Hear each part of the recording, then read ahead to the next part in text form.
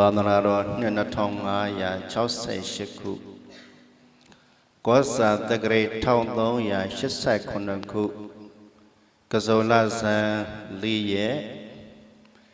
မင်္ဂလာရှိတဲ့ခုလိုညချမ်းချိန်ခါကာလသမယမှာကီမီနယ်ကျိုင်းစိတ်ကြီးမြို့နယ်မြို့ဟောင်းကြီးရွာ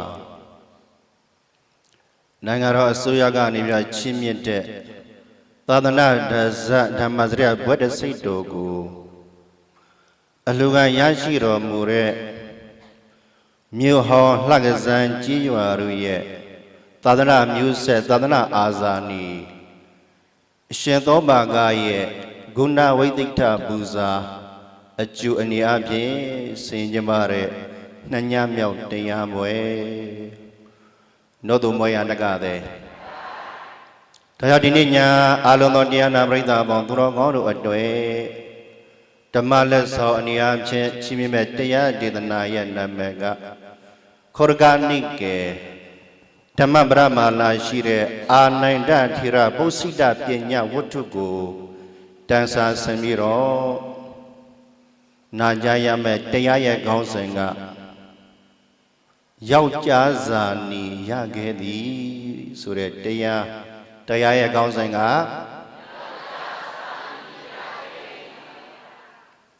ဟခွဇာနီနေမကားရဲ့လက်ဖလကောနောသမယတကတဲ့ဟခွဇာနီနေမကားရဲ့ယောက်ျားဇာနီရခဲ့သည်အမည်ရှိတဲ့တရားဒေသနာတော်ကိုမဟောကြမနာကြားကြသည်မီဖယားတရားတန်ခါမိဘဆရာသမား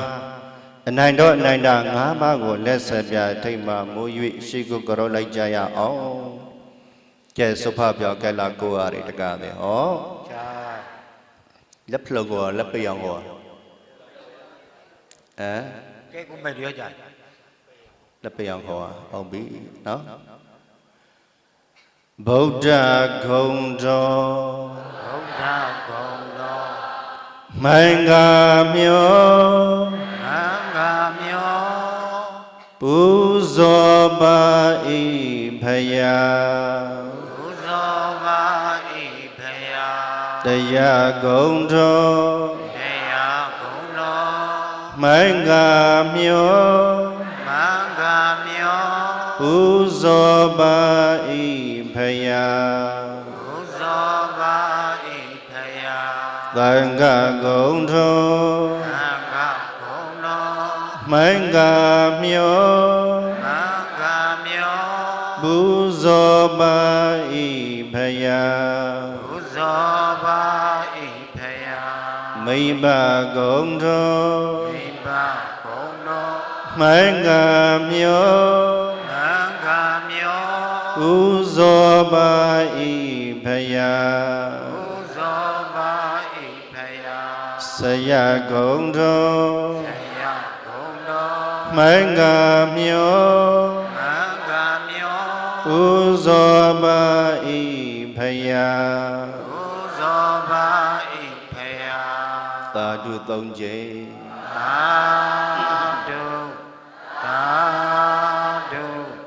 သာဓုပါဖယား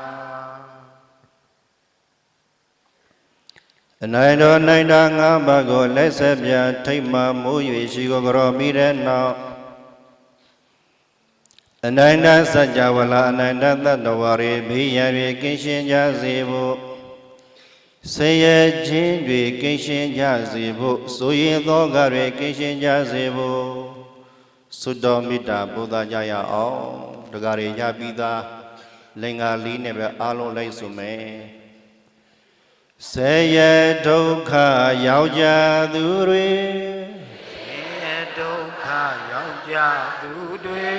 ဆဲရခသေးအကုန်ငြိမ်းစေကရုဏာရှိရှုတောင်းဆိုပန်ချွေဆင်းရဲခြင်းလွတ်ကင်းကြပါစေဘေးရန်ဒုက္ခရောက်ကြသူတွေဘေးရန်ဒုက္ခရောက် ရောက်ကြသူတွေဘေးရန်ခတ်သိမ်းအကုန်ငြိမ်းစေဘေးရန်ခတ်သိမ်းအကုန်ငြိမ်းစေကရုဏာရှိရှုတောင်းစုပန်ကျွေကရုဏာရှိရှုတောင်းစုပန်ကျွေဘေးရန်ရှင်လွတ်ကင်းကြပါစေဘေးရန်ရှင်လွတ်ကင်းကြပါစေဆိုရင်သောကယောက်ျားသူတွေဆိုရင်သောကယောက်ျားသူတွေဆိုရင်ခတ်သိမ်းအကုန်ငြိမ်းစေဆိုရင်ခတ်သိမ်းအကုန်ငြိမ်းစေကရုဏာရှိရှုတောင်းစုပန်ချွေကရုဏာရှိရှုတောင်းစုပန်ချွေဆိုရင်ခြင်းလွတ်ကင်းကြပါစေဆိုရင်ခြင်းလွတ်ကင်းကြပါစေသာဓုသာဓုသာဓုသာဓုပါဖေယအနိုင်တစัจ java လာအနိုင်တတတ္တဝါတွေဘေးရန်တွေကင်းရှင်းကြစေဖို့ဆင်းရဲခြင်းတွေကင်းရှင်းကြစေဖို့စိုးရင်သောကတွေကင်းရှင်းကြစေဖို့ဆုတောမေတ္တာဘုဒ္ဓပြည့်တဲ့နောက်တရားဝဲစားကြရအောင်အလုံးသောတရားနာပရိသတ်များမိမိတို့နှစ်သက်ရာဣရိယာပုဒ်တွေနဲ့တရားကိုယူသည်စွာနာယူမှတ်သားနိုင်ကြပါပြီဒီနေ့ညနာကြားရမယ့်တရားရဲ့ကောင်းစဉ်ကယောက်ျားဇာနီရခဲ့သည်အခွဇာနီနေပါကားခဲ့နောသမယတကားတဲ့ယောက်ျားဇာနီရခဲ့သည်အဲ့တော့အာဇာနီထိုက်တဲ့ပုဂ္ဂိုလ်အကြောင်းမပြောသေးခင်ဦးစိန်တို့ရဲ့သာသနာတော်မြတ်ကြီးတည်တတ်နိုင်ဖို့အခြေခံအကြောင်းတရားကဘာလဲလို့မေးရင်ပရိယတိစာပေသင်ကြားမှုပဲမနေ့ကြသည်ใจသာသနာမိမဂခတ်တို့မိလကဝန်ကကြပါတို့အဓိကအလို့အတို့တော်အခိထအခောက်မွန်တော်မွေပြတာမာလွတ်ပုံညာပရိယတိလိုက်လောမွေကတကားတဲ့သံမောဟဝိနောတနိအထကရာမှာသာသနာထိတိယပဏပရိယတိယေဝပမာနဲ့တဲ့သာသနာထိတိယပဏသာသနာတော်မြတ်ကြီးအရှိတည်းတည်တံ့ဖို့ဆိုတာဟာပရိယတိယေဝပရိယတိတိသာလျင်ပမာဏအဓိကကြပါတယ်ဒီလိုမဟုတ်လားသာသနာထိတိယပဏပရိယတိယေဝပမာဏပရိယတိယထိတိယသာသနာထိတံဟောတိစာပေသင်ကြားမှုလို့ခေါ်တဲ့ပရိယတိတည်ရှိနေရင်သာသနာတည်ရှိနေတာပါပဲဒါကြောင့်ပရိယတိဟာအရေးကြီးသလားအရေးမကြီးဘူးလားအရေးကြီးပါတယ်ဗျာသာသနာတော်မြတ်ကြီးအရှိတည်းတည်တတ်နိုင်ဖို့စာပေသင်ကြားမှုလို့ခေါ်တဲ့ပရိယတိဟာနော်သာသနာတော်မြတ်ကြီးတည်တတ်ဖို့အတွက်အဓိကရည်တောင်းမြစ်ဖြစ်ပါတယ်အခုမြို့ဟောင်းတက္ကရာမအပေါင်းသူတော်ကောင်းတွေကံကောင်းကြတယ်လက္ခဏာတက္ကရာမအပေါင်းသူတော်ကောင်းတွေလည်းပဲကံကောင်းကြတယ်မိမိတို့ရဲ့မြို့နွယ်ထမ်းမှာမိမိတို့ရဲ့ရရွာမှာမိမိတို့ရဲ့နယ်ပယ်မှာမိမိတို့ရဲ့မြို့မှာဟောသာသနာတော်မြတ်ကြီးအရှိတည်းတည်တတ်နိုင်တဲ့ပရိယတိစာပေသင်ကြားပြီးတော့တမ်းမြောက်လာတဲ့ဘဝရစိတ်အတိပါရရှိလာနိုင်တဲ့သာသနာအာဇာနည်ပေါ်ထွန်းလာတာဟာမိမိတို့အတွက်ကံကောင်းသလားကံမကောင်းဘူးလားကံကောင်းပါတယ်ဖေဟာကံကောင်းတယ်နော်အဲ့တော့ဒီလိုအရှင်မြတ်တွေပေါ်ပေါက်လာတာဟာနော်လက်ရှိကျောင်းထိုင်နေတဲ့ဆရာတော်တွေဦးဇင်းတို့ရဲ့ညီတော်ဦးအာစိန်နာတော်ဦးကောဝီရတဲ့ဘုံကံတွေပြောင်းပါသလိုမြို့ဟောင်းတရားဓမ္မတွေငှက်ကစံတရားဓမ္မပေါ့သူတော်ကတဲ့ဘုံကံတွေကြောင့်ဒီလိုသာသနာအာဇာနည်နဲ့ပေါ်ထွန်းလာရတာဒါအင်မတန်မှကံကောင်းသလားကံမကောင်းဘူးလားကံကောင်းပါတယ်ဗျာမိမိတို့ရဲ့ဘုံကံကြောင့်မိမိတို့ရဲ့ကုသိုလ်ကံကြောင့်သာသနာအာဇာနည်တွေပေါ်ထွန်းလာရတာအဲ့တော့သာသနာအာဇာနည်တစ်ပါးပေါ်ထွန်းလာပြီဆိုရင်ပ ပရိယတ်တိနယ်ပယ်မှာ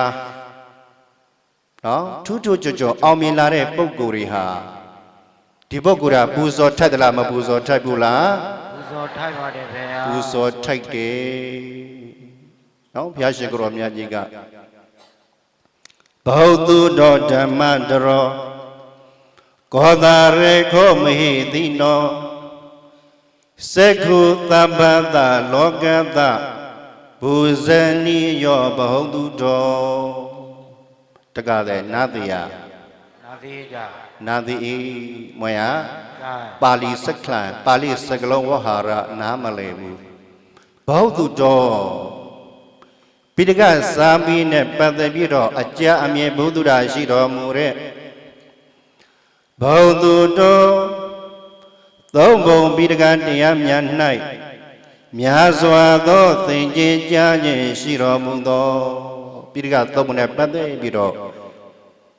အသိဉာဏ်ဘုဒ္ဓရာရှိတဲ့ဓမ္မတရောဓမ္မကိုဆောင်တော်မူတဲ့အရှင်မြတ်တွေဟာ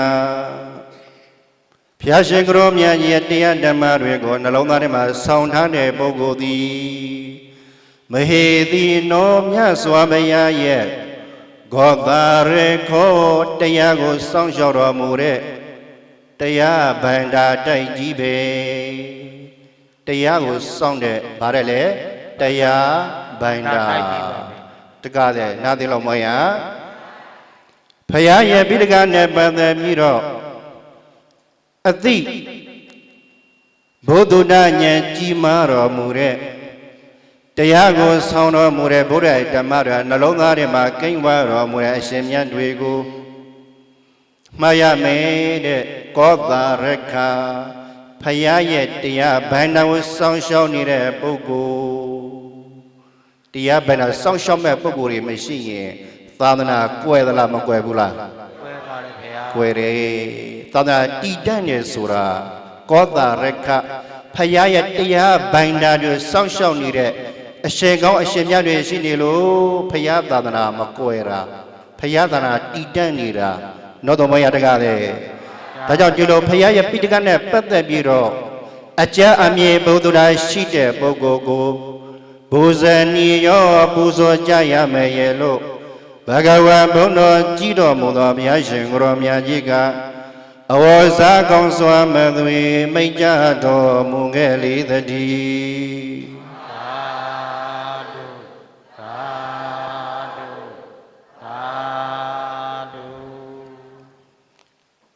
ဘုဒ္ဓတော်သုံးဘုံပိဋကတရားမြတ်နဲ့များစွာသောသင်္ကြန်ကြားရရှိတော်မူသောဓမ္မတရောဖယားရဲ့တရားတော်ဆောင်တော်မူသောအရှင်မြတ်တွေဟာဆိုရင်တဲ့မဟေတိနောမြတ်စွာဘုရားရဲ့ကောသာရကောတရားဘန္ဒဝဆောင်တဲ့ပုဂ္ဂိုလ်နဲ့တူတယ်တစ်ချက်အဲ့ဒါလို့ဗုဒ္ဓရဲ့စာပေနဲ့ပတ်သက်ပြီးတော့အသိဉာဏ်ဘုဒ္ဓတာများရှိတဲ့ပုဂ္ဂိုလ်ဟာစက္ခုသဗ္ဗတလောကတာတလောကလုံးရဲ့မျက်စိနဲ့တူတယ်လောကမှာမျက်စိမရှိရင်မြင်သိတဲ့အရာတွေကိုမြင်တွေ့နိုင်မှာမလားမမြင်တွေ့နိုင်ဘူးဒီလိုစာပေဘုဒ္ဓတာအကြအမြင်ရှိတဲ့ပုဂ္ဂိုလ်ကိုစက္ခုသဗ္ဗတလောကတာတလောကလုံးရဲ့မျက်စိနဲ့တူတယ်တလောကလုံးရဘာနဲ့တူသလဲဒါကြောင့်ဒီလိုစာပေအရာမှာဘုဒ္ဓတာများတဲ့ပုဂ္ဂိုလ်ကိုဟောပူဇော်သိသလားမပူဇော်သိဘူးလားပူဇော်သိနေပူဇနိယောဘဟုတုတော်ဘုဒ္ဓတော်ဒီလိုပိဋကစာပေအရာမှာအကြအမြဲဘုဒ္ဓတာများတဲ့ပုဂ္ဂိုလ်ကိုဘူဇနိယောပူဇော်ထိုက်တယ်အခုမြို့ဟောင်းတက္ကရာမပေါင်းသူတော်ကောင်းတွေလာကစားတက္ကရာမပေါင်းသူတော်ကောင်းတွေကံကောင်းလို့ကံထုလို့မိမိတို့ရဲ့မြို့ဆက်တဲ့မှာအခုလိုမျိုးသာသနာအာဇာနည်ပေါ်ထွန်းလာတာကိုဂုဏ်ပြုခွင့်ရနေတာအင်မတန်မှကံကောင်းသလားကံမကောင်းဘူးလားကံကောင်းတယ်ဒါမှတ်ရမယ်အာဇာနည်ပုဂ္ဂိုလ်ဘာပုဂ္ဂိုလ်လို့မှတ်ရမလဲအာဇာနီဆိုတာအဆူတော်အာဇာနီကိုပြောတာမဟုတ်ဘူးတကားတဲ့နားသိလောက်မရအေးအာဇာနီ ယောက်ျားအာဇာနည်အာဇာနည်ဆိုတဲ့ပုဂ္ဂိုလ်ဟာလောကမှာအမှန်တမ်းပေါ်ပေါက်ဖို့ခက်ခဲတဲ့ဒါနဲ့ပတ်သက်ပြီးတော့ယောက်ျားအာဇာနည်နဲ့ပတ်သက်ပြီးတော့ဘုရားရှင်ကိုရောမြတ်ကြီးအရှင်အာနိုင်တာအကြောင်းမျိုးဟောတာရှိတယ်ဒေါလဘောပုရိသဇေညောနာသောသမ္ပဒဇာယတိယထသောဇာယတိဒီရောတံကုလံဒုက္ခမေရတိဘုရားရှင်ကိုရောမြတ်ကြီးကသာဝတိပြည်စေတော်ကြောင့်တော်ကြီးမှာကိန်းအောင်မိလျောသတင်းတော်တော်မူတဲ့အချိန်ဒီခါတော်ဟောတယ်ဒေါလဘောပုရိသဇေညောနာသောသမ္ပဒဇာယတိယထသောဇာယတိဒီရောတံကုလံဒုက္ခမေရတိတဲ့ခါရာလေးကြောင်းဘယ်နှကြောင်းလဲဖျားရှင်တာဝတိပြည်စီရောကြောင်းမှာတရင်တောင်းနေတော်မူတဲ့အချိန်ဒီတရားကိုဟောတယ်ဘုသူကအကြောင်းပြုပြီးတော့ဟောတယ်လဲဆိုရင်အရှင်အာနိုင်တာမင်းတဲ့ပု္ပ္ပာကိုအကြောင်းပြုပြီးတော့ဟောကြားတော်မူတာဖြစ်တယ်အဓိပ္ပာယ်ကဘာလဲလို့ဆိုတော့အဓိပ္ပာယ်ကိုအရင်ပြောပြမယ်ဒေါလဘောပုရိသဇေညောပုရိသဇေညောယောက်ျားအာဇာနည်ဆိုတဲ့ပုဂ္ဂိုလ်ဟာဒေါလဘောတွေ့ရခဲ့မြင်ရခဲ့တယ်ဒေါလဘောပုရိသဇေညောနာသောသမ္ပထဇာယတိသောသူယောက်ျားအာဇာနည်ဆိုတဲ့ပုဂ္ဂိုလ်တွေကသမ္ပထအလုံးစုံသောအယဒေသမှာနာဇာယတိဧကံမုတ်ချဖြစ်ပေါ်မလာပါဘူးယထသောဇာယတိဒီရောကြည်ရောဉာဏ်ပညာရှိတဲ့သောသူယောက်ျားအာဇာနည်ဆိုတဲ့ပုဂ္ဂိုလ်တွေဟာ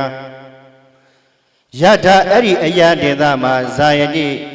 မွေးဖွားပြီးတော့ဖြစ်ပေါ်လာတယ်ဆိုရင်တန်ကုလံအဲ့ဒီအမျိုးအဲ့ဒီအယဒေသမှာမွေးဖွားလာသည့်အတွက်ဒါကြောင့်အဲ့ဒီမှာရှိနေတဲ့အမျိုးတွေမှန်သမျှတွေဟာအမျိုးရဲ့အဲ့ဒီနယ်ပယ်မှာရှိနေတဲ့အမျိုးနဲ့ပတ်သက်တဲ့ပုဂ္ဂိုလ်တွေမှန်သမျှသူကချမ်းသာခြင်းတို့ဧတိဧကံမုတ်ချယောက်ျားရတယ်ရဲ့လို့ဘဂဝါဘုန်းတော်ကြီးတော်မူသောဘုရားရှင်ကိုရောမြတ်ကြီးသည်အဝေါ်စားကောင်းစွာမသွေမိန့်ကြတော်မူခဲ့လေတည်းသာဓုသာဓုသာဓုပါဗျာဒေါလဘောပုရိသဇေညောယောက်ျားအာဇာနည်ဆိုတဲ့ပုဂ္ဂိုလ်ဟာလောကမှာတွေ့ရခဲ့မြင်ရခဲ့တဲ့နာသောသမ္ပတံဇာယတိဒါရယောက်ျားအာဇာနည်ဆိုတဲ့ပုဂ္ဂိုလ်တွေဟာနေပဲအသီးသီးမှာနေရရမှာဒေသရမှာပေါ်ပေါက်မလာဘူးတဲ့ဒေါလဘောပုရိသဇေညောနာသောသမ္ပထဇာယတိယထသောဇာယတိဒီရောအဲ့ဒါလို့ယောက်ျားအာဇာနည်ဆိုတဲ့ပုဂ္ဂိုလ်တွေကနေပဲဒေသတခုခုမှမွေးဖွားလာပြီးပေါက်ဖွားလာပြီးဆိုရင်အဲ့ဒီနယ်ပဲအဲ့ဒီဒေသမှာရှိနေတဲ့ပုဂ္ဂိုလ်တွေအားလုံးချမ်းသာခြင်းတို့ရောက်ကြရတယ်လို့ဘုရားရှင်ကိုရောမြတ်ကြီးကအာနိုင်တာမထေရရဲ့အမေပု္ပ္ပာပြဿနာကိုအကြောင်းပြုပြီးတော့ဟောကြားတော်မူတယ်။ဒါကြောင့်မို့လို့ယောက်ျားအာဇာနည်ဆိုတဲ့ပုဂ္ဂိုလ်တွေဟာနေဘယ်တမ်းမှာဒေသတမ်းမှာပေါ်ပေါက်မလာတော့ပေါ်ပေါက်လာပြီဆိုရင်အဲ့ဒီပေါ်ပေါက်လာယောက်ျားအာဇာနည်ဆိုတဲ့ပုဂ္ဂိုလ်တွေဟာရခဲ့တယ်တွေးရခဲ့တယ်မြင်ရခဲ့တဲ့အတွက်ကြောင့်ပူဇော်ထိုက်တဲ့ပုဂ္ဂိုလ်ဒီလိုမဟုတ်လားကဲလိုက်ဆိုကြည့်ဇာနီယောက်ျားဇာနီယောက်ျားအလုံးရှားဤ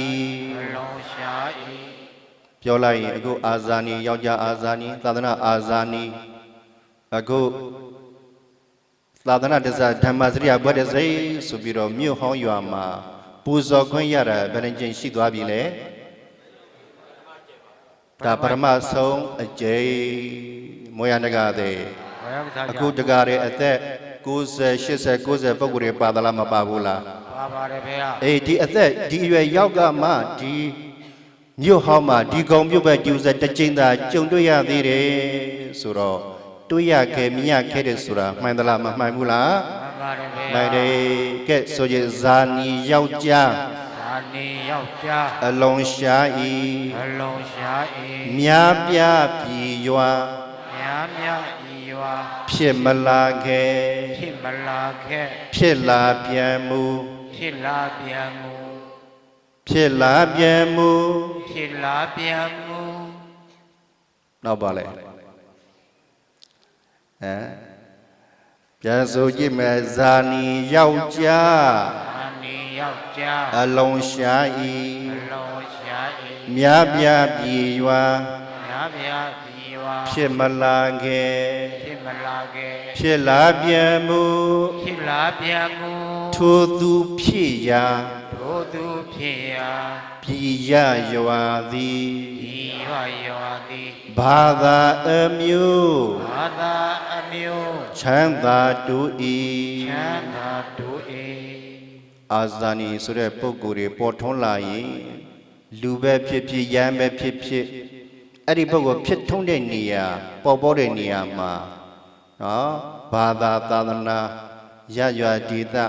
ကြီးပွားသလားမကြီးပွားဘူးလား ဘာဘာ ကြီးပွားတယ်ပြန်ဆိုကြဇာနီယောက်ျား အာနေယောက်ျား အလုံးရှားဤ အလုံးရှား၏ မြားပြပြည်ရွာ များပြပြည်ရွာ ဖြစ်မလာခက် ဖြစ်မလာခဲ့ ဖြစ်လာပြန်မူ ဖြစ်လာပြန်မူ ထိုသူဖြစ်ရာ တို့သူဖြစ်ရာ ပြည်ရရွာသည်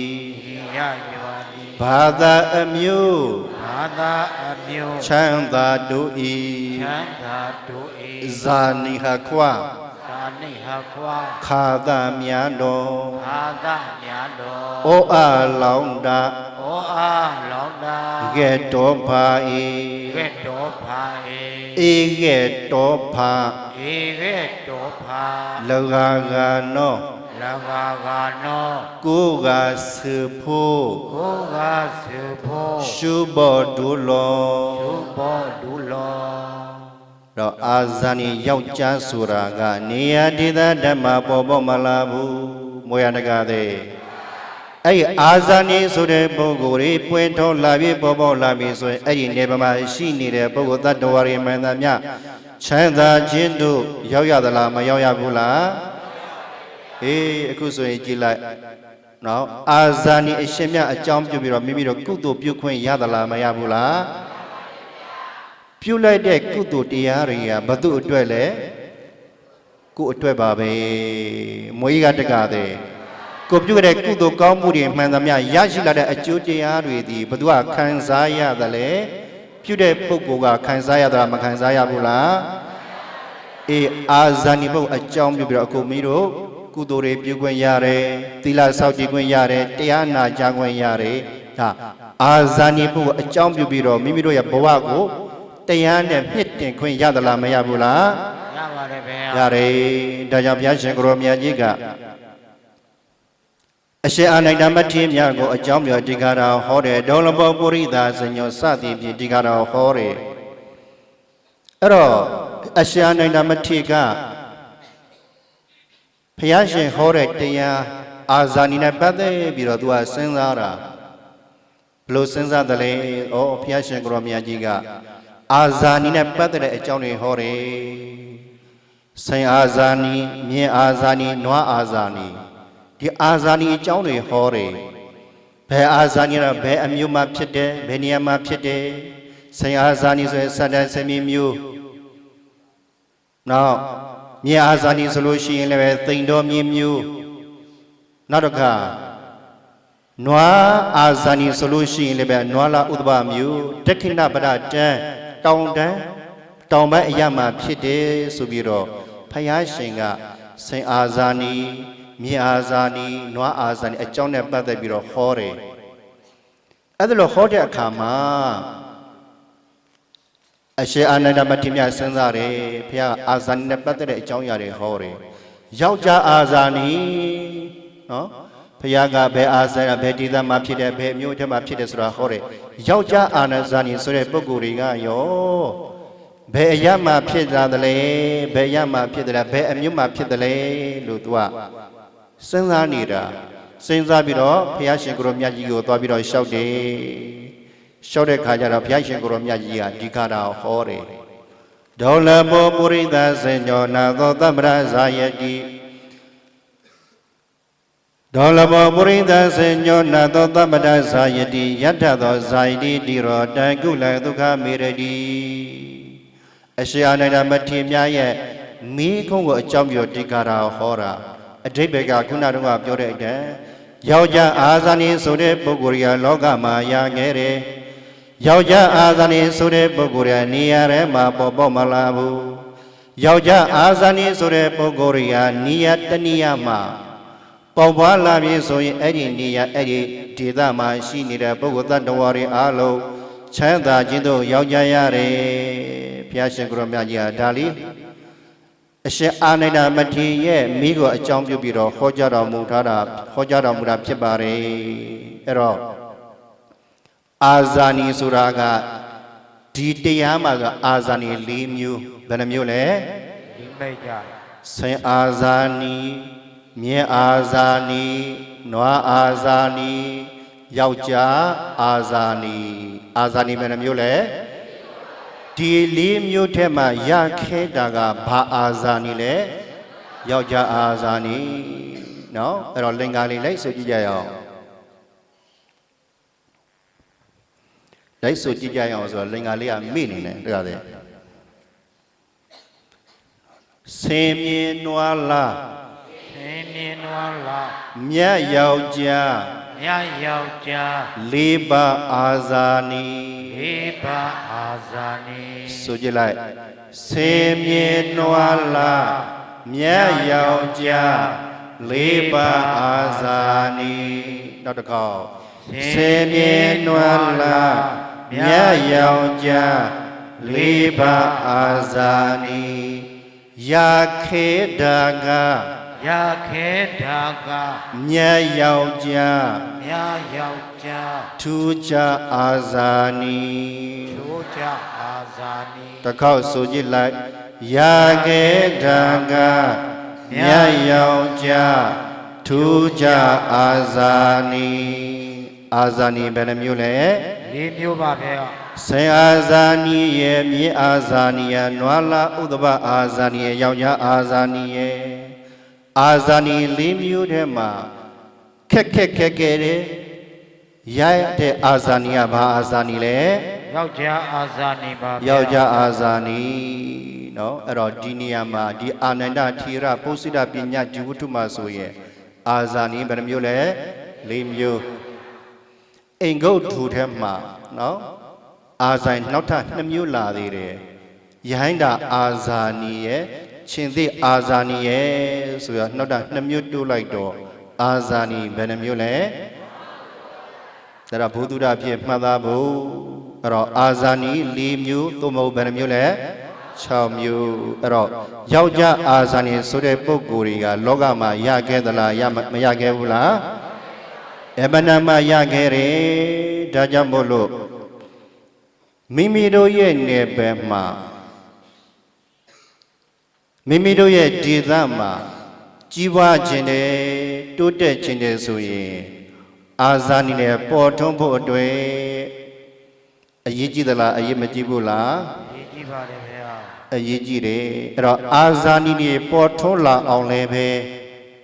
အာဇာနီဆိုတာကကိုယ့်ရဲ့နယ်ပယ်မှာကြီးပွားတိုးတက်လှုပ်ဆောင်နိုင်မဲ့အာဇာနီအဲ့ဒီအာဇာနီပုဂ္ဂိုလ်တွေပေါ်ထွန်းလာဖို့လိုသည့်အတွက်ကြောင့်မို့လို့အာဇာနီပုဂ္ဂိုလ်တွေပေါ်ထွန်းလာဖို့တဲ့ဆုတောင်းဖို့လိုသလားမလိုဘူးလားလိုပါတယ်ခင်ဗျာဆုတောင်းဖို့လိုတယ်နောက်တစ်ချက်အာဇာနီဆိုတဲ့ပုဂ္ဂိုလ်တွေပေါ်ထွန်းလာပြီးဆိုရင်အဲ့ဒီအာဇာနီပုဂ္ဂိုလ်တွေကို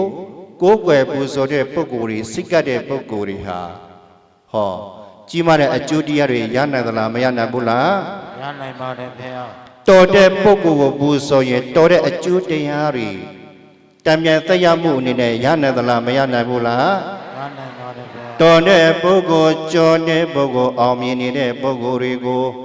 ကိုယ်ွယ်စည်းကပ်ပူဇော်ရင်တော်တဲ့အကျိုးတွေအောင်တဲ့အကျိုးတွေရနိုင်သလားမရနိုင်ဘူးလားရနိုင်ပါတယ်ဗျာတော်သူကိုပင်ပူဇော်လျက်လူရှင်တမ်းမှာကွယ်တော်တဲ့အကျိုးတော်တို့ကိုမြို့ရရှိမယ်ဆိုကြည့်လိုက် တော်သူကိုပင် တော်သူကိုပင် အခုသာသနာတစ္ဆာဓမ္မစရိယဘွဲ့တစ်စိတ်ရရှိတော်မူတဲ့အရှင်သောပါကဟာတော်တဲ့ပုဂ္ဂိုလ်လားညံ့တဲ့ပုဂ္ဂိုလ်လားတော်တဲ့ပုဂ္ဂိုလ်ပါဗျာအေးတော်တဲ့ပုဂ္ဂိုလ်ပူဇော်ခွင့်ရနေတဲ့ပုဂ္ဂိုလ်တွေတော်တဲ့အကျိုးတရားတွေရနိုင်သလားမရနိုင်ဘူးလားရနိုင်ပါတယ်ဗျာဆိုကြည့်လိုက်တော်သူကိုပင်တော်သူကိုပင်ပူဇော်လျင်ပူဇော်လျင်လူရှင်တမ်းမှာကွယ်လူရှင်တမ်းမှာကွယ်တော်တဲ့အကျိုးတော်တဲ့အကျိုးတော်တကူတော်လိုလိုမြို့မြို့ရရှိမယ်မြို့မြို့ရရှိမယ်သာသနာဓမ္မစရိယဘွဲ့တစ်စိတ်ရရှိတော်မူတဲ့အရှင်သူမြတ်ဩအရှင်သောဘာကသာသနာတစ္ဆာဓမ္မဘွဲ့တစ်စိတ်ရသွားပြီတကားရကြားထဲမှာကြော်ကြားသလားမကြော်ကြားဘူးလားကြော်ပါတယ်ဗျာတော်တဲ့ကြော်ကြားတဲ့ပုဂ္ဂိုလ်ပူဇော်ရင်တော်တဲ့အကျိုးတွေကြော်ကြားတဲ့အကျိုးတွေရနိုင်သလားမရနိုင်ဘူးလားရနိုင်ပါတယ်ဗျာဆိုကြည့်လိုက်ကြော်သူကိုပင်ကြော်သူကိုပင်ပူဇော်လျင်ပူဇော်လျင်လူရှင်တမ်းမှာကွယ်လူရှင်တမ်းမှာကွယ်ကြော်တဲ့အကျိုးကြော်တဲ့အကျိုးကြော်တကူကြော်တကူမြို့မြို့ရရှိမယ်မြို့မြို့ရရှိမယ်အဲ့တော့အရှင်သူမြတ်သန္တနာအာဇာနီရရှိတဲ့ဗတ္တိစိတ်ကသာသနာဓမ္မသာသနာတစ္ဆာဓမ္မစရိယ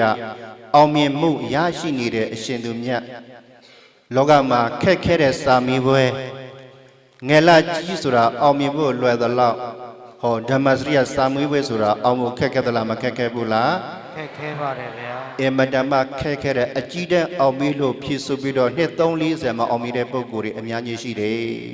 မအောင်မဲ့နောက်ဆုံးအနားယူလိုက်ရတဲ့ပုံကိုယ်တွေလည်းပဲရှိသလားမရှိဘူးလားရှိပါတယ်ဗျာအေးအမတမအောင်ဖို့ခက်ခဲတဲ့စာမွေးပြောအောင်မြင်နေတဲ့အရှင်သူမြတ်ကိုကိုးကွယ်ရတဲ့ပုံကိုယ်တွေအောင်မြင်တဲ့အကျိုးတရားတွေရနိုင်သလားမရနိုင်ဘူးလားရနိုင်ပါတယ်ဗျာဆိုကြည့်လိုက်အောင်သူကိုပင်အောင်သူကိုပင်ပူဇော်လျင်ပူဇော်လျင်လူရှင်တမ်းမှာကွယ်လူရှင်တိုင်းမှာကွယ်အောင်တဲ့အကျိုးအောင်တဲ့အကျိုးအောင်တကူအောင်တကူမြို့မြို့ရရှိမယ်မြို့မြို့ရရှိမယ်တော်တဲ့ကြော်တဲ့အောင်တဲ့အရှင်သူမြတ်ကိုကိုယ်ွယ်ပူဇော်ခွင့်ရနေတဲ့အလုံးစုံတရားနာပရိသတ်ပေါင်းသူတော်ကောင်းတွေဘဝတန္တရာမှာအောင်မြင်တဲ့သူ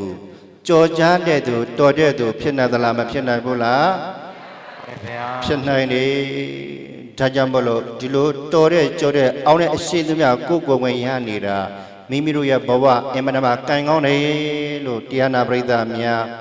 မှတ်သားဖို့လိုပါတယ်အဲ့တော့လောကမှာတော်တဲ့ကြော်တဲ့ပုဂ္ဂိုလ်တွေဟာအများရဲ့အကျိုးတွေကိုသယ်ပိုးနိုင်တယ်ဒါကြောင့်မလို့ကိုယ့်ရဲ့အမျိုးမှာကိုယ့်ရရွာမှာကိုယ့်နယ်ပယ်မှာကိုယ့်ဒေသမှာဒီလိုကြော်တဲ့တော်တဲ့ပုဂ္ဂိုလ်တွေမြောက်များစွာပေါ်ထွန်းဖို့လိုသလားမလိုဘူးလားလိုပါတယ်ဗျာကိုယ့်ဒေသမှာကြီးပွားခြင်းနဲ့တိုးတက်စေခြင်းနဲ့အောင်မြင်စေခြင်းနဲ့ဆိုလို့ရှိရင်လူတော်တွေတော်တဲ့ပုဂ္ဂိုလ်တွေကြော်ကြားတဲ့ပုဂ္ဂိုလ်တွေအောင်မြင်နိုင်တဲ့ပုဂ္ဂိုလ်တွေအောင်မြင်တဲ့ပုဂ္ဂိုလ်တွေမြောက်များစွာပေါ်ထွန်းဖို့လိုတာလူသည့်အတွက်ကြောင့်မို့လို့အဲ့ဒီတော့တော်တဲ့ကြော်တဲ့အောင်တဲ့ပုဂ္ဂိုလ်တွေပေါ်ထွန်းလာဖို့ကိုဆုတောင်းကြဖို့လိုသလားမလိုဘူးလားလိုပါတယ်ဗျာဆုတောင်းပြီးတဲ့ခါကျတော့ဟောအဲ့ဒီတော်တဲ့ကြော်တဲ့ပုဂ္ဂိုလ်တွေကိုယ့်ရဲ့ဒေသမှာကိုယ့်ရဲ့နယ်ပယ်မှာပေါ်ထွန်းလာပြီဆိုရင်အဲ့ဒီပုဂ္ဂိုလ်တွေကိုချီးမြှောက်ဖို့လိုသလားမလိုဘူးလားလိုပါတယ်ဗျာပူဇော်ဖို့လိုသလားမလိုဘူးလားလိုပါတယ်ဗျာမနှိမ်ဖို့လည်းလိုသလားမလိုဘူးလားလိုပါတယ်ဗျာဒါဘာကြောင့်ပြောရတယ်လဲဆိုလို့တချို့ကိုယ်နယ်ပယ်မှာတယောက်ယောက်လူပဲဖြစ်ဖြစ်ဘုန်းကြီးပဲဖြစ်ဖြစ်ထူးချွန်လာပြီးဆိုရင်ဒီနှိမ်ထားကြတာလေးတွေရှိသလားမရှိဘူးလားရှိပါတယ်ရှိတယ်အဲ့ဒါလို့မလုပ်ရဘူးနှိမ်ထားလိုက်မယ်ထူးချွန်ထက်မြက်တဲ့ပုဂ္ဂိုလ်ကိုနှိမ်ထားလိုက်ရင်ကိုယ်ဒေသမှာသူ့အကြောင်းပြောကြီးပွားနေတဲ့အနေအထားမျိုးတွေနော်သူ့အကြောင်းပြောပြီးတော့ရနိုင်ပါဦးမလားမရနိုင်တော့ဘူးဒါကြောင့်တော်လို့ကြိုလို့အောင်မြင်လာတဲ့ထူးချွန်လာတဲ့ပုဂ္ဂိုလ်တွေကိုယ့်ရဲ့နေမှာပေါ်ထွန်းလာအောင်လည်းပဲဆုတောင်းရမယ်ဆုတောင်းတယ်လို့ပေါ်ထွန်းလာပြီးရှိလာပြီးဆိုရင်အဲ့တော်လို့ကြိုလို့အောင်မြင်လာတဲ့အာဇာနည်ပုဂ္ဂိုလ်တွေကို လူပဲဖြစ်ဖြစ်ရန်ဖြစ်အားပြီးချီးမြှောက်ဖို့လိုသလားမလိုဘူးလားအားပြီးချီးမြှောက်ဖို့လိုတယ်အားပြီးချီးမြှောက်လိုက်သည့်အတွက်ကြောင့်အဲ့ဒီပုဂ္ဂိုလ်အကြောင်းပြုတော့ကိုယ့်ရဲ့နေပင်မှာကျမ်းမာရေးပညာရေးစီးပွားရေးလူမှုရေးဘာသာရေးအစိုက်အရေးရတယ်မှန်သမျှသူ့ကိုအကြောင်းပြုပြီးတော့ကြီးပွားနိုင်သလားမကြီးပွားနိုင်ဘူးလားကြီးပွားနိုင်တယ်ဒါကြောင့်အာဇာနည်ပုဂ္ဂိုလ်ပေါ်ထွန်းလာရင်ချီးမြှောက်ရမယ်နှိမ်မထားရဘူးမိမထားရဘူးနောတော်မွေရတကားတဲ့ကဲဆိုကြကိုဒေတာကိုជីវာလောကသံဃာဇာနီလူဇာနီတို့အတ္တိမနှေပေါ်ပေါက်ရေးအပြည့်စုတောင်းပါအပြည့်စုတောင်းဆိုတော့ပြေးပြီးတော့စုတောင်းရတာပြောတာမဟုတ်ဘူးလင်းလင်းမြန်းမြန်းအချိန်မစဲစုတောင်းကြရမယ်ဒီလိုအတိတ်ပဲနောက်သမယတကတဲ့ကိုဒေတာကိုជីវာလောကသံဃာဇာနီလူဇာနီတို့အတ္တိမနှေပေါ်ပေါက်ရေးအပြည့်စုတောင်းပါကိုအမျိုးကိုជីវာလောကသံဃာဇာနီလူဇာနီတို့အတ္တိမနှေပေါ်ပေါက်ရေးအပြည့်စုတောင်းပါကိုနိုင်ငံကိုကြီးပွားလောကတိုးတက်လောကသံဃာဇာနီလူဇာနီတို့အတ္တိမနှေပေါ်ပေါက်ရေးအပြည့်စုတောင်းပါကိုယ့်ရဲ့အမျိုးမှာကိုယ့်ရဲ့ဒေသမှာကိုယ့်ရဲ့နိုင်ငံမှာအာဇာနည်တွေပေါ်ထွန်းလာဖို့ဆုတောင်းလို့ရတယ်ဆုတောင်းလို့ရသလားမရဘူးလားသီလကိုလုံအောင်ထိန်းကုသိုလ်ကောင်းမှုလုပ်ရင်ဟောသာသနာအာဇာနည်လူအာဇာနည်ပုဂ္ဂိုလ်ပေါ်ထွန်းလာပါစေဆုတောင်းလို့ရသလားမရဘူးလားရတယ်အဲ့တော့ဆုတောင်းလိုက်လို့အာဇာနည်ပုဂ္ဂိုလ်ပေါ်ထွန်းလာမည်ဆိုရင်အဲ့ဒီအာဇာနည်ဆိုတဲ့ပုဂ္ဂိုလ်တွေသာသနာအာဇာနည်လူအာဇာနည်ဆိုတဲ့ပုဂ္ဂိုလ်တွေကိုအားပေးရမယ်ချီးမြှောက်ရမယ်နောက်တော့မရတကားတဲ့ဆိုကြလားအာဇာနည်ပေါ်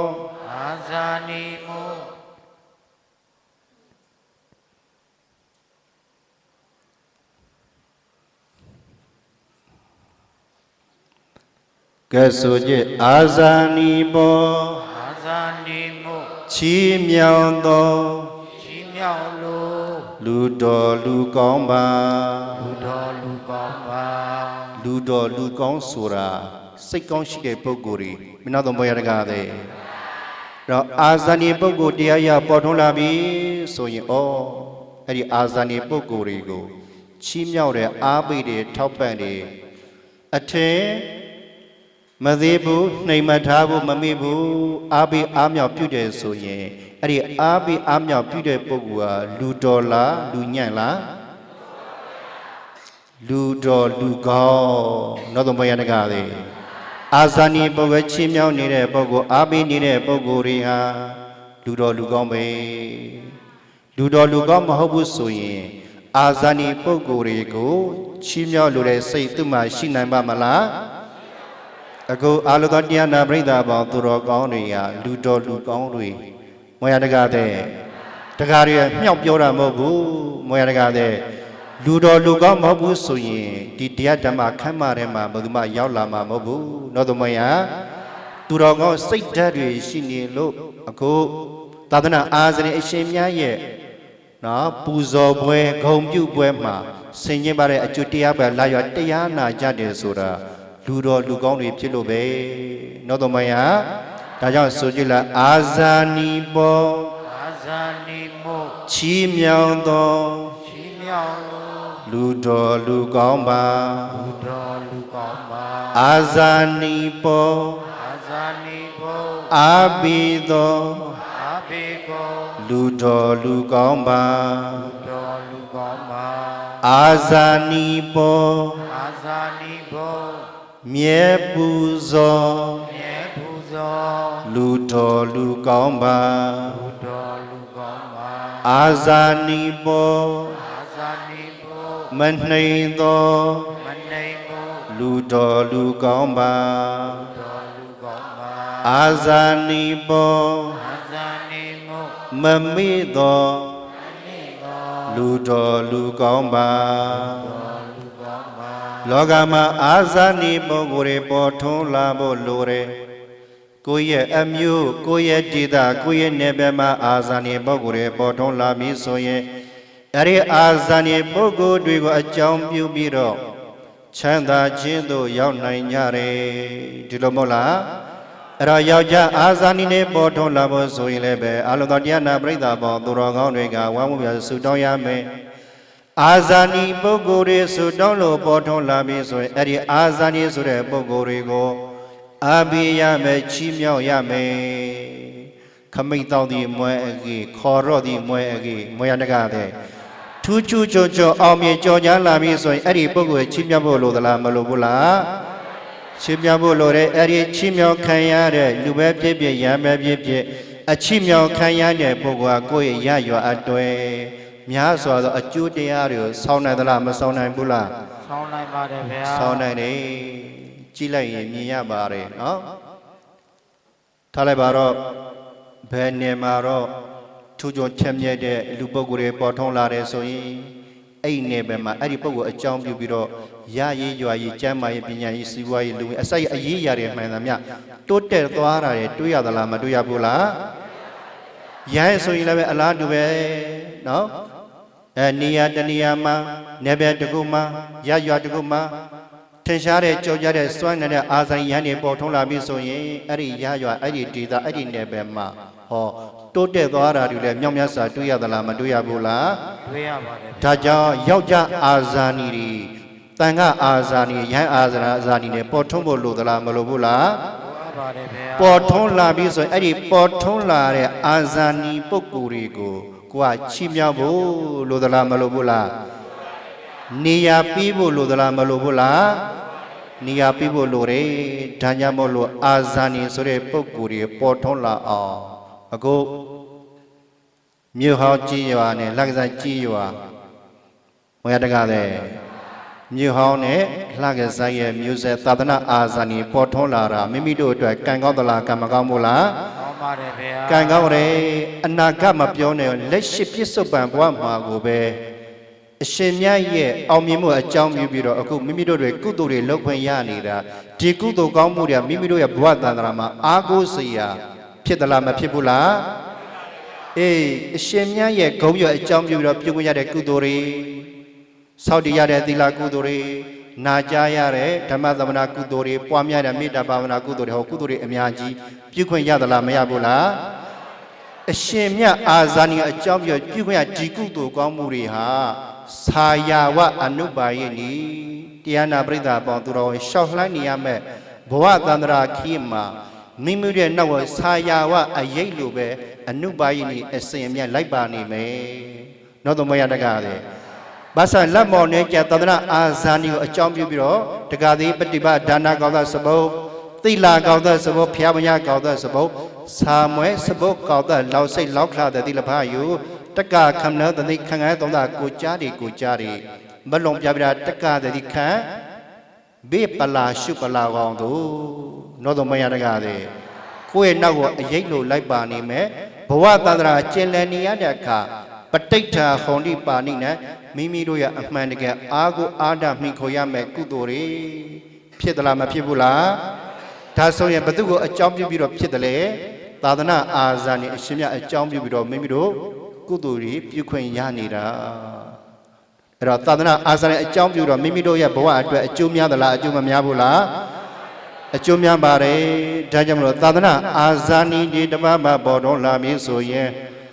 အရိပေါ်ထုံးလာတဲ့သာသနာအာဇာနည်ဆိုတဲ့ပုဂ္ဂိုလ်တွေအလုံးစုံတရားနာပရိသတ်ပေါင်းသူတော်ကောင်းတွေကဘာလို့ရမလဲချီးမြှောက်ရမယ်ပူဇော်ရမယ်နောသမယတကားတဲ့ဘယ်ဆိုကြည့်အာဇာနည်ပေါ်အာဇာနည်ဖို့ချီးမြှောက်သောချီးမြှောက်သောလူတော်လူကောင်းပါလူတော်လူကောင်းပါအာဇာနည်ပေါ်အာဇာနည်ပေါ်အာပိသောအာပိဖို့လူတော်လူကောင်းပါလူတော်လူကောင်းပါအာဇာနည်ပေါ်အာဇာနည်မို့မြဲပူဇော်မြဲပူဇော်လူတော်လူကောင်းပါလူတော်လူကောင်းပါအာဇာနည်ပေါ်အာဇာနည်ပေါ်မနှိမ်သောမနှိမ်သောလူတော်လူကောင်းပါလူတော်လူကောင်းပါသူကြောင့်ထက်မြက်တဲ့ပေါ်လာမည်စွမ်းဆောင်နိုင်မဲ့ပုဂ္ဂိုလ်တွေကိုကနှိမ်ထားလိုက်ရင်ကိုမှရဆရာရှိတဲ့ဖြစ်ထွန်းလာတဲ့အကျိုးတရားတွေကိုရနိုင်ပါဦးမလားမရနိုင်တော့ဘူးဆုံးရှုံးရသလားမဆုံးရှုံးရဘူးလားဒါကြောင့်အာဇာနည်ပုဂ္ဂိုလ်တွေကိုတန်ဖိုးထားရမယ်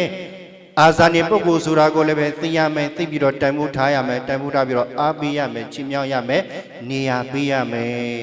နောတော်မွေးရတကားလေအာဇာနည်ပေါ်မနှိမ်သောလူတော်လူကောင်းပါအာဇာနည်ပေါ်မမေ့သောမမေ့သောလူတော်လူကောင်းပါလူကောင်းပါအာဇာနည်တွေပေါ်ထွန်းလာဖို့လိုတယ်ပေါ်ထွန်းမလာသေးဘူးဆိုလို့ရှိရင်လည်းပဲနောက်ထပ်ပေါ်ထွန်းလာဖို့တဲ့ဆူတောင်းကြရမယ်အာဇာနည်ပေါ်ထွန်းလာဖို့နောက်တော့မရဆူတောင်းလိုက်လို့အာဇာနည်ဆိုတဲ့ပုဂ္ဂိုလ်ရပေါ်ထွန်းလာပြီပေါ်ဝလာပြီဆိုရင်အဲ့ဒီအာဇာနည်ဆိုတဲ့ပုဂ္ဂိုလ်အမျက်တာပူဇော်ရမယ်ချီးမြှောက်ရမယ်အဲ့တော့အာဇာနည်ဆိုတဲ့ပုဂ္ဂိုလ်ရခဲ့သည့်အတွက်ကြောင့်ရခဲ့တဲ့အဲ့ဒီအာဇာနည်ဆိုတဲ့ပုဂ္ဂိုလ်တွေကိုမိမိတို့ကမလုပ်ရမလဲပူဇော်ကြရမယ်အခုနော်အခုအသက်90ကျော်ရောက်နေတဲ့မြို့ဟောင်းကတက္ကမပေါ့သူတော်ကောင်းတွေတောင်မှပဲနော်မြို့ဟောင်းကြီးရွာမှာသာသနာ့တစားဓမ္မစရိယဘွဲတစိတ်ပူဇော်ပွဲလုပ်တာဟာဒါပရမဥဆုံးကြုံတွေ့ရတယ်ဆိုတော့အမရမရခဲ့တယ်ဆိုတာကမှန်သလားမမှန်ဘူးလားမှန်ပါတယ်ဒါကြောင့်မလို့အခုယောက်ျားအာဇာနည်ပေါ်ထွန်းလာတဲ့အချိန်မိမိတို့တွေကုသိုလ်ပြုခွင့်ရတာဟာလည်းပဲမိမိတို့ရဲ့ကံကောင်းခြင်းလို့ပဲမှတ်သားရမယ်တနည်းအားဖြင့်ပြောရရင်မြို့ဟောင်းဒကာမပေါင်းသူတော်ကောင်းတွေခလယာဒကာမပေါင်းသူတော်ကောင်းတွေဒီဝန်းကျင်မှာနေထိုင်တဲ့ရရွာတွေနောက်တော့လက်ကစားကြီးရွာသူကြီးရွာသားဒကာမပေါင်းသူတော်ကောင်းတွေရက်ဘုတ်ကံတွေကြောင့်အာဇာနည်ပုဂ္ဂိုလ်တွေပေါ်ထွန်းလာရတာလက်ရှိကျောင်းထတဲ့ဆရာတော်တွေရဲ့ဘုတ်ကံတွေကြောင့်လည်းပဲသာသနာအာဇာနည်ပုဂ္ဂိုလ်တွေပေါ်ထွန်းလာရတာဒါပေါ့သိသိမစင်းစားမှနဲ့မိမိတို့အမကံကောင်းနေလို့သာဒီလိုအာဇာနည်ပုဂ္ဂိုလ်တွေကိုပူဇော်ခွင့်ရနေတာလို့စိတ်ထက်မှသိမှထားလိုက်ရင်အမရမကြည်နူးစရာကောင်းသလားမကောင်းဘူးလားကောင်းပါလေဒါကြောင့်မို့လို့ဒီနေ့ယောက်ျားဇာနီရခဲ့သည်တရားကောင်းစရာဘယ်လိုလဲယောက်ျားဇာနီရခဲ့သည်ပါဗျာယောက်ျားဇာနီရခဲ့သည်ဇာနီဟခွာနိဘာကရဲ့နောက်တော့မရတကားပဲဒါကြောင့်ယောက်ျားဇာနီရခဲ့သည်အမိဆက်တရားကိုနာကြလိုက်ရနေတဲ့နေ့ကစပြီးတော့အလောတရားနာပရိသတ်များနှလုံးသားထဲမှာဝမ်းမြောက်နေကြရမှာကဩအာဇာနည်ဆိုတဲ့ပုဂ္ဂိုလ်တွေကလောကမှာအင်မတန်မှရခဲ့ပါလားရခဲ့တဲ့အဲ့ဒီအာဇာနည်ဆိုတဲ့ပုဂ္ဂိုလ်ဟာလည်းပဲအခုငါတို့ရဲ့နယ်ပယ်မှာငါတို့တွေဖူးမြော်ခွင့်ရနေကြပါလားလို့စိတ်ထက်ကနေစဉ်းစားပြီးတော့ဝမ်းမြောက်ကြည်နူးဖို့လိုသလားမလိုဘူးလားဝမ်းမြောက်ရမယ်ကြည်နူးရမယ်ဒါကြောင့်မလို့ယောက်ျားဇာနည်ရခဲ့တဲ့အမြင့်ရှိတဲ့တရားကိုနာကြလိုက်ရတဲ့နေ့ကစပြီးတော့ယောက်ျားအာဇာနည်သာသနာအာဇာနည်ပုဂ္ဂိုလ်ကိုတန်ဖိုးထားနိုင်တဲ့ပုဂ္ဂိုလ်တွေဖြစ်ဖို့လိုသလားမလိုဘူးလားဖြစ်ဖို့လိုတယ်ငါတို့ကအမနာမကံကောင်းလို့ကံထိုးလို့ယောက်ျားအာဇာနည်ဆိုတဲ့ပုဂ္ဂိုလ်တွေကိုငါတို့ဖူးမြော်ခွင့်ရနေတာလို့စိတ်ထက်ကနေသိရှိပြီးတော့ပေါ်လွန်ထားတဲ့ ယောက်ျားအာဇာနည်နော်သာသနာအာဇာနည်ပုဂ္ဂိုလ်တွေကိုတန်ဖိုးထားပြီးတော့အမြတ်တနိုးကိုးကွယ်ပူဇော်စိကနိုင်ရပါစေလို့တိုက်တွန်းရင်းနဲ့ပဲယောက်ျားဇာနည်ရခဲ့သည့်တရားကိုဂါရတပုတ်နဲ့နေကုံချုပ်ကြရအောင်နေကုံမချုပ်ခင်လင်္ကာလေးပြန်ဆိုကြည့်မယ်ဇာနီယောက်ျားဇာနီယောက်ျားအလွန်ရှားဤအလွန်ရှားဤမြားပြပြည်ရွာမြားပြပြည်ရွာဖြစ်မလာခက်ဖြစ်မလာခဲ့ဖြစ်လာပြန်မှုဖြစ်လာပြန်မှုထိုသူဖြစ်ရာထိုသူဖြစ်ရာပြည်ရရွာသည်ပြည်ရွာသည်ဘာသာအမျိုးဘာသာအမျိုးချမ်းသာတို့၏ချမ်းသာတို့၏ဇာနိဟခွာဇာနိဟခွာခါသများတော်ခါသများတော်ဩအလောင်းတာဩအလောင်းတာကဲ့တော်ဖာဤကဲ့တော်ဖာဤကဲ့တော်ဖာဤကဲ့တော်ဖာလဂါဂာနောကိုကဆေဖို့ကိုကဆေဖို့ရှုဘောဒုလောရှုဘောဒုလောသာဓုခေါ်လိုက်သာဓုသာဓုသာဓုပါဖေပဇာတာပသုတ်တယံတို့ဗုဒ္ဓံတို့သူမေကလာဒုသေတို့ဒုက္ကတိကမေပုရိတို့သဗ္ဗပါရမေပဇာတာပမမခွာခွာပေါင်းပေါင်းရှာရှာသောကမ္လကုတီကိုကသာမွဲကေကိုထုံလောက်ကလာသုတ်တယံတို့မိမောကိဝါမောသမောတာမိကေလဆိုင်ကိုမနာသုမေကလာမင်္ဂရာပရိရှုတောပံကိုဖလွန်ရှုမောင်မောယောမိမောကိုဝௌထဟတုထောစဘောဝသဝိတာယောရေထုကလာကုစုတာဒုက္ကတိကမေမထနိကနေလျာတာဒုစရိုင်းစိမိထောင်းပါဆလရေထုံလောကလာနောအိုဒုသေတုမမခွာခွာကိုကတိဘောင်းပေါင်းရှာရှာပါဟောသွေအမကဝခွဲကဲဝေလောက်ကလီလောသဗ္ဗပါရမေမဏိကေဝမွေပတောသစီထောင်းပါထောအပလုံးပါရမီအရှင်တော်အိုဘူရေတုလက်ကြလက်ထောဒိရှာထောင်းတော်ပတွီကဲလာကိုကတိဟော